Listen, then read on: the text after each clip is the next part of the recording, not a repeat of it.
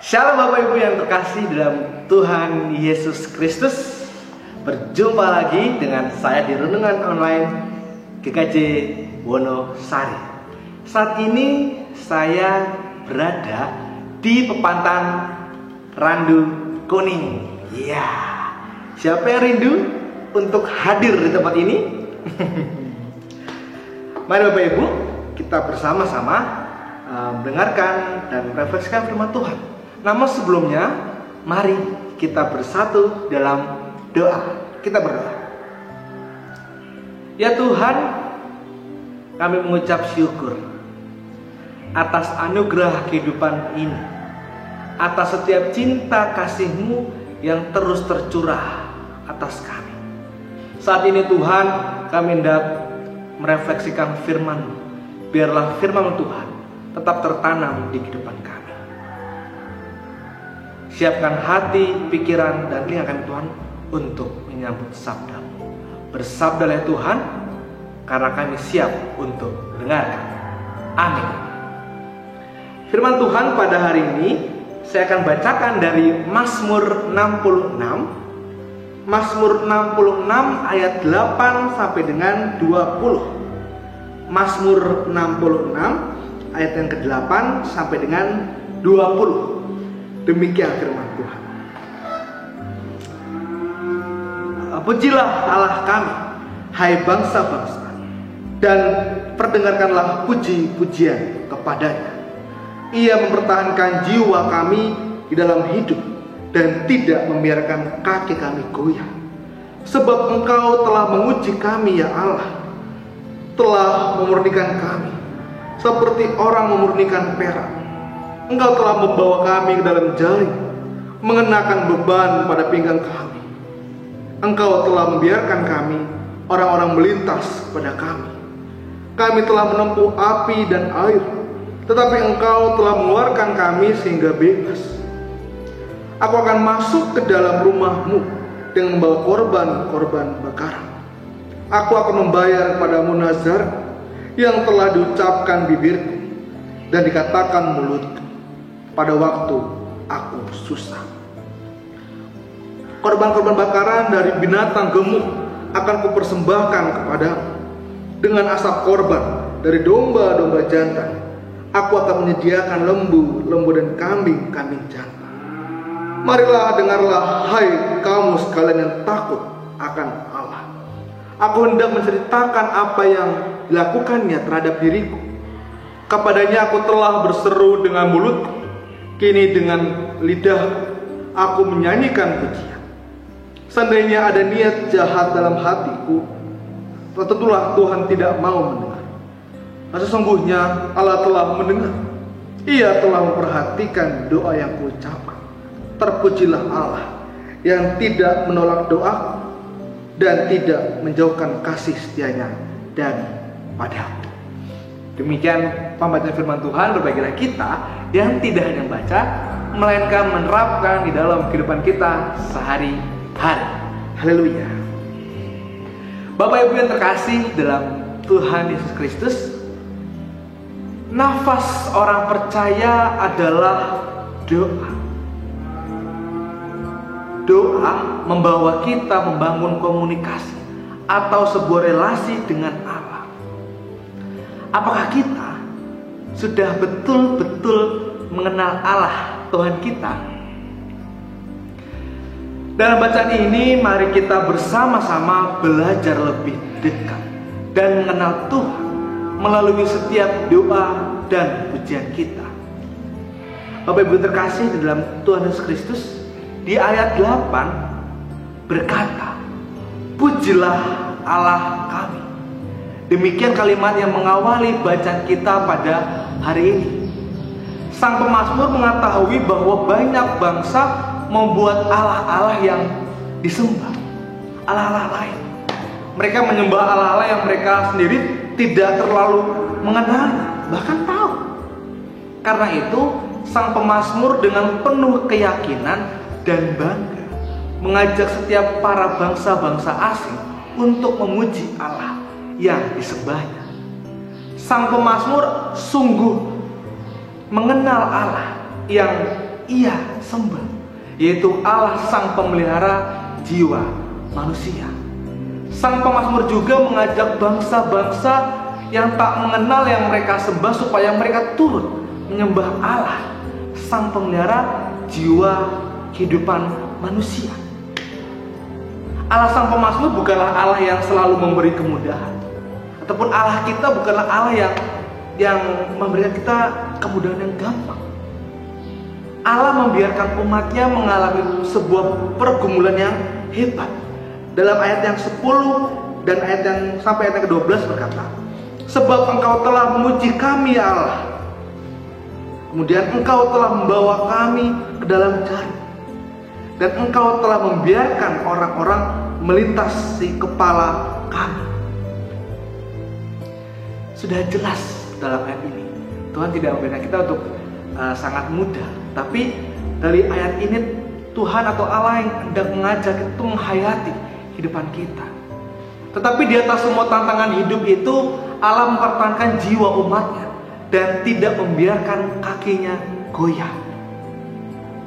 Allah menopang hidup setiap kita, setiap umatnya. Untuk apa? Untuk menghadapi setiap tantangan hidup kita. Allah membolehkan itu semua agar setiap umatnya dapat dikuatkan, dapat dikokohkan dalam menghadapi segala tantangan hidup. Allah yang membiarkan ujian hidup yang berat untuk memperkokoh iman kita, iman setiap umatnya. Untuk apa? Untuk terus menyembah kepadanya, untuk terus mengingat bahwa Tuhan senantiasa hadir. Bukan hanya saat kita senang-senang baru kita ingat Tuhan, atau bahkan baru saat kita susah baru ingat Tuhan, tidak. Tapi dalam setiap waktu sang pemazmur hendak mengajak kita seperti itu. Dalam setiap keadaan hidup kita, ayo mari ingat Tuhan. Hidup manusia memang selalu dilanda sebuah pergumulan, tantangan, kesusahan. Tapi Allah mempunyai tujuan seperti yang dikatakan pada ayat yang 10. Diuji untuk dimurnikan. Kemurnian yang dimaksudkan adalah agar setiap kita, setiap umatnya tidak lemah, tidak cengeng, tidak lembek, tapi ingin menjadikan setiap umatnya sebagai umat yang berkualitas, yang tangguh. Manusia terkadang merasa hanya memikirkan segi ekonomi, segi kenikmatan duniawi, sehingga pergumulan tidak pernah selesai dan merasa hidupnya tidak pernah berkualitas dan malah cenderung merasa kurang, aku merasa kurang terus. Nah, dalam bacaan kita, Allah ingin memelihara jiwa kita. Dan pemazmur di sini ingin menjelaskan bahwa ayo mari datang untuk menyembah kepadanya. Dalam ayat 13 berkata, aku akan masuk ke dalam rumah memuji Allah melalui ibadah. Ibadah adalah penyembahan yang diikuti oleh persembahan. Sang pemazmur datang untuk memuji dan menyembah Allah yang betul-betul ia kenal dengan membawa sebuah persembahan.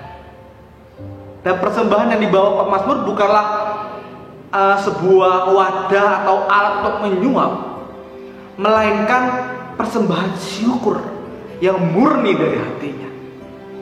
Sang pemazmur telah merasakan bahwa Tuhan betul-betul memelihara atas jiwanya, sehingga ia betul-betul datang kepada Allah yang ia sembah. Saat berada dalam sebuah pergumulan, saat berada sebuah kesusahan, sang pemazmur bernazar dengan mulutnya. Karena itu persembahan sang pemazmur ini merupakan persembahan syukur atas pengasihan Allah di dalam hidupnya. Bapak Ibu terkasih dalam Tuhan Yesus Kristus, Allah kita bukanlah Allah yang kerempeng atau kurus, tapi Allah kita adalah Allah yang maha besar, yang maha kuasa. Karena itu selera Allah pun betul-betul sangat besar.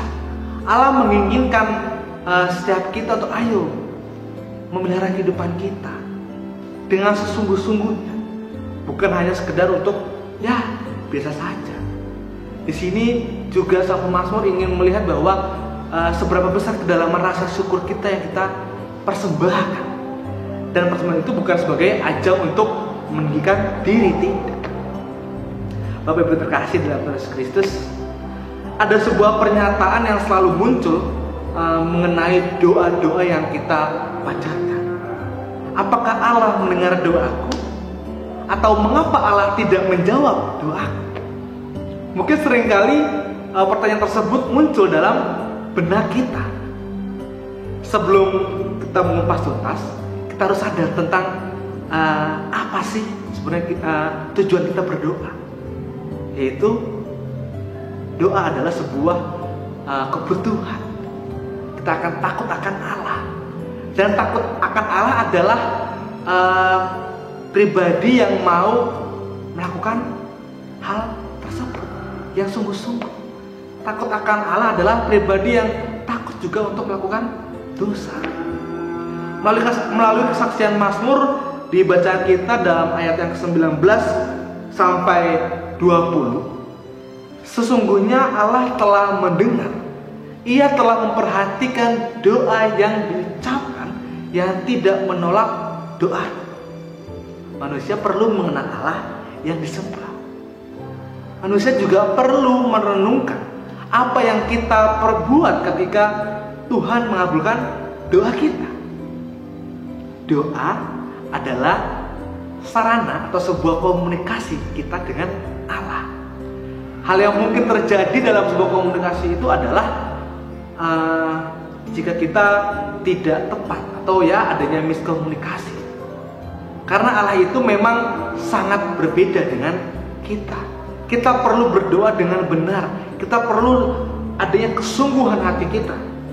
Gak cuma asal berdoa Tuhan, tapi tidak adanya kesungguhan dalam hati kita. Dalam ayat 20 berkata, terpujilah Allah yang tidak menolak doa dan tidak menjauhkan kasih setianya daripadaku. Mari Bapak Ibu terkasih dalam Tuhan Yesus Kristus, dalam bacaan kita sang pemazmur setelah mengingatkan kita, mari kita lebih dekat kepada Tuhan untuk mempersembahkan diri kita melalui setiap doa-doa kita dengan sungguh-sungguh. Maka Allah akan mendengar, maka Allah akan menjawab setiap doa-doa kita. Tetapi terkadang hanya saja kita yang sering lupa untuk mengungkapkan perasaan kita pada Tuhan. Kita hanya memohon dan berkata untuk hal-hal yang sangat kita inginkan, tapi kita lupa bahwa Tuhan selalu memberikan apa yang kita butuhkan, bukan yang kita inginkan. Amin. Tuhan Yesus memberkati. Mari kita berdoa. Kami mengucap syukur Tuhan untuk firman yang semakin menguatkan kami. Engkau telah mengingatkan kami dalam bacaan hari ini, dalam renungan hari ini, bahwa doa harus betul-betul kami panjatkan dengan sungguh-sungguh. Bahwa doa adalah sebuah relasi atau komunikasi kami kepadamu. Biarlah apa yang telah kami ucapkan melalui setiap doa-doa kami betul-betul datang dari hati kami. Terima kasih Tuhan untuk firman yang begitu indah. Tuhan, pada hari ini Tuhan, kami juga hendak menaikkan doa-doa kami. Kami teringat kepada setiap sahabat-sahabat kami, keluarga kami saat ini sedang sakit. Biarlah Tuhan senantiasa menengok, menjenguk, menilik mereka, sehingga Tuhan sendiri yang mau menyembuhkan, Tuhan sendiri yang mau untuk memberikan semangat kepada mereka. Dan kami juga berdoa Tuhan untuk kehidupan kami. Tuhan yang senantiasa hadir di tengah-tengah kami untuk memberkati kami dalam setiap proses kehidupan kami, baik itu melalui pekerjaan ataupun usaha ataupun hal-hal lain yang boleh kami kerjakan. Biarlah Tuhan yang senantiasa hadir di dalam hidup kami. Inilah doa dan permohonan kami. Kami serahkan ke dalam kuat kuasa tangan Yesus Kristus, Sang Juru Selamat kami hidup. Amin. Demikian renungan harian online pada hari ini. Kiranya sukacita selalu hadir di tengah-tengah kehidupan kita sekalian. Amin. Tuhan Yesus memberkati. Dadah, sampai berjumpa di renungan harian online berikut.